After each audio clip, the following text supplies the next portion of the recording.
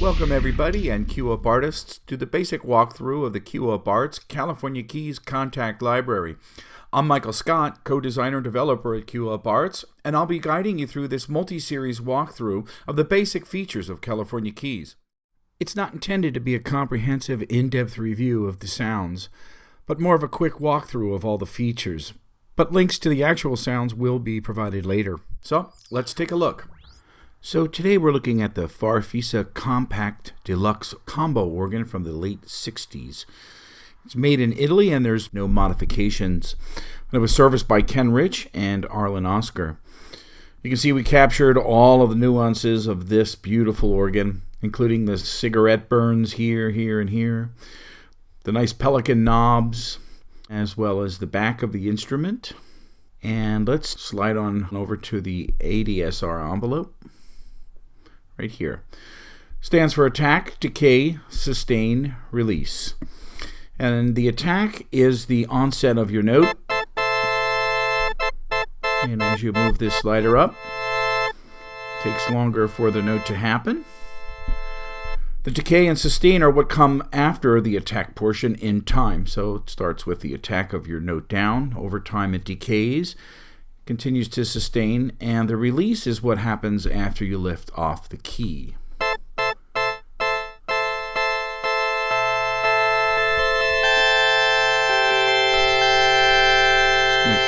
Nice pad here.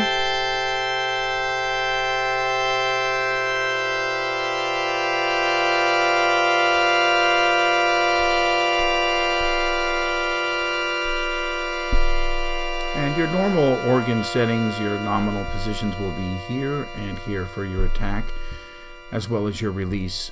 I also wanted to quickly mention we have more than one particular organ set sampled from this Vox organ. There's the tone of organ 1 and the tone of organ 2. Let's quickly load up organ 2 and have a listen to that so you can hear what's going on there. I'm going to take down some of these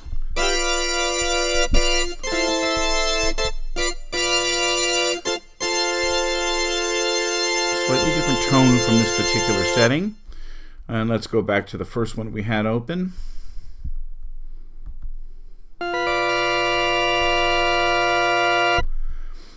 And that concludes the ADSR section. So let's slide on over here to the delay section and take a look at that. Again, we're using the organ 1 sound for this particular demo. And the depth is your volume knob for the delays. Let's take it on up. Basically an overall volume of the delay effect. And it's the case with all Cue-Up Arts effect sections. When you turn down the volume or the depth of every effect all the way to 0, it will shut off the effect and any dedicated CPU to that particular effect, saving you CPU if you should get into a situation where you need to do that. So let's bring the depth back up and we'll simultaneously deal with the time. The time knob is how quickly your taps or how much time they'll spend slapping back or delaying or reflecting after the onset of the note. As you see, as you go further in time, clockwise on the knob,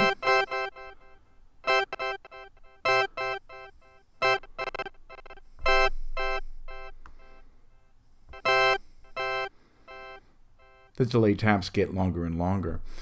So I'm going to turn up the feedback and show you how that functions. The more feedback you have, the more the effect is fed back into itself, loops back around into itself, and we'll continue the delay tap.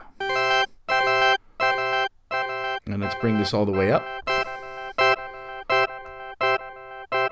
And it will feed back almost infinitely. So that brings me to the damping, which basically darkens the delay tap each time it goes around. This is very similar to a tape effect.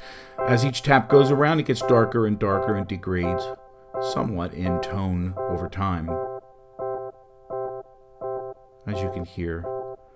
So I'm going to reset this tap, turn it back up, and I'm going to turn this damping all the way off.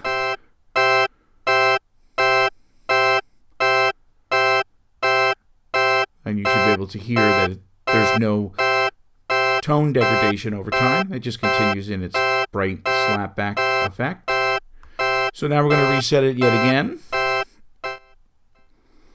Bring the feedback back up, and we're going to have the pan knob do its thing, which if you take a look over here at the output section, the pan is taking your taps and panning them from left to right, right to left, in sort of a stereo ping pong fashion. And the effect is much more pronounced as you take it clockwise.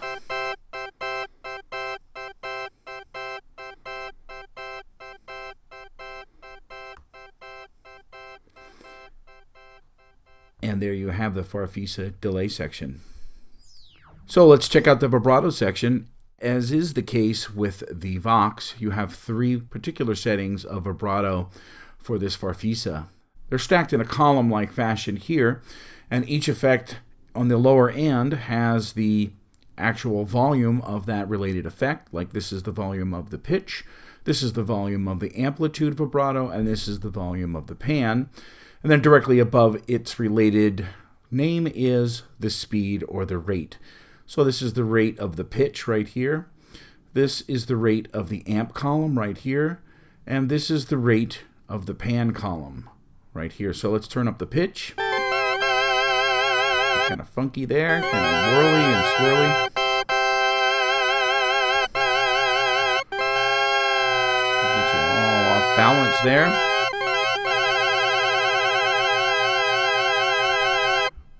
This type of organ with faster vibrato rates are a little bit more, let's just use the word zany, I guess.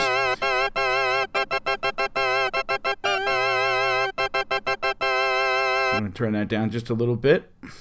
Let's bring up the amplitude vibrato. And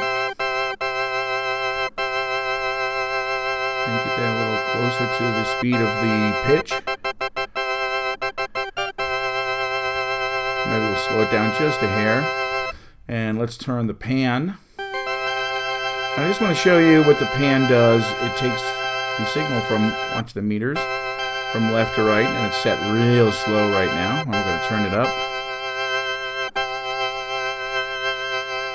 And they flow independent of your note strikes. So it makes no difference what you play. It won't re-trigger the LFO or the rate or speed engine of the vibrato section for any of these 3. Let's take it down a little bit, the volume for the pan. We also have a cool feature where any of the interface functions can be assigned to any MIDI event that you have. So in this case, the vibrato is assigned to amp and pan, and it can also be assigned in differing amounts as well. So if you watch the pan volume, it goes up quite a bit more in consideration to the amp volume. So there's a varying amount of degree that you can place on that as well.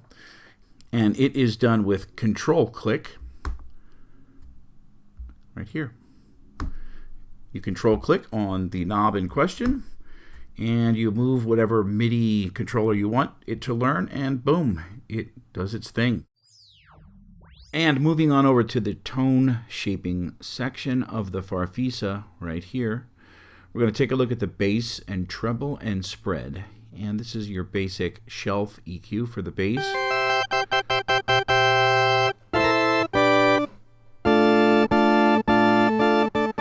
It also will help to thin the sounds if you have an issue with your mix getting muddy. And the same for the treble. Bring up the brightness, add a little teeth and bite.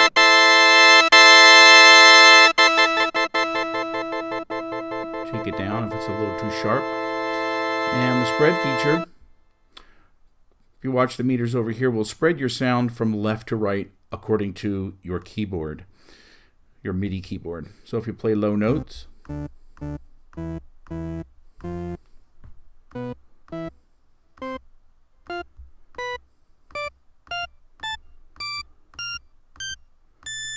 they spread from left to right across the entire keyboard span.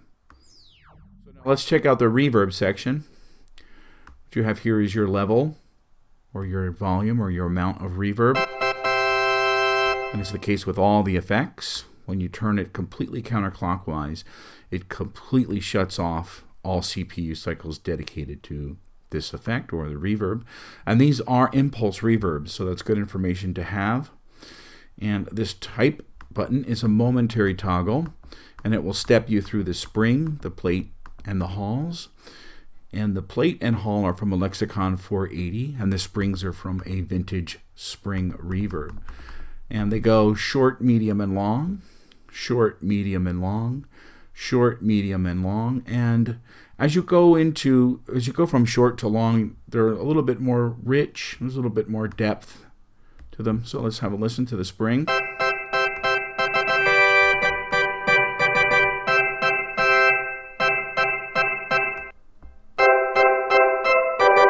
So it's not just longer, it's a little bit more thick, a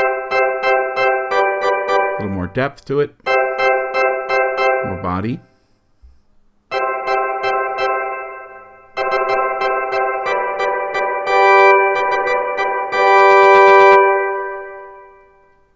Let's have a listen to the plate.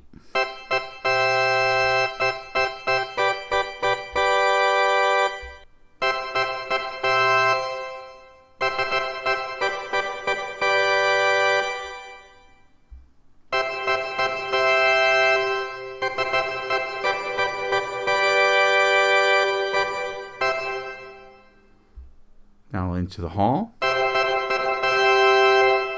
Much more spacious and room information and actual hall information.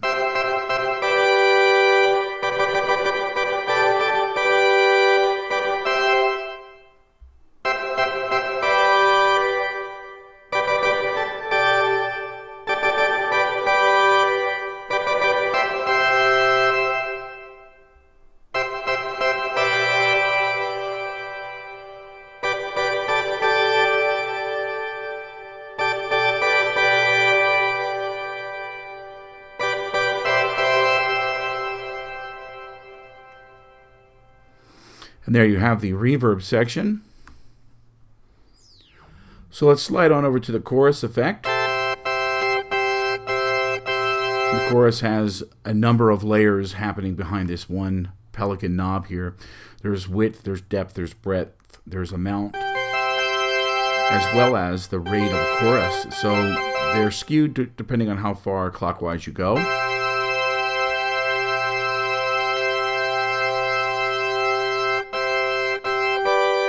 So it's not just an amount, so it doesn't get annoying if you turn it up. You actually have a proper adjustment.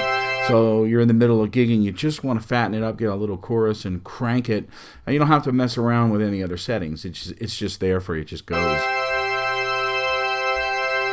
Take it all the way down, and you'll note that at the very end of the full counterclockwise rotation, the effect shuts off and no CPU cycles are dedicated to that effect. Same happens for the phaser. Turn it off. And you notice there are a number of things happening as it turns up. It's not just the volume, it's also depth and speed and rate and intensity. A number of things happening with the phaser at once in different varying amounts as well. Let's take it all the way down. And there you have the chorus and phaser section. So let's jump on over to the dry, the wet or dry button. This is for in case you get yourself in trouble. You've got all these effects happening. You're going to turn them all the way up. And just kind of get things really, really crazy and muddy, and you're just sort of out of control. You got too much bass. You got too much treble.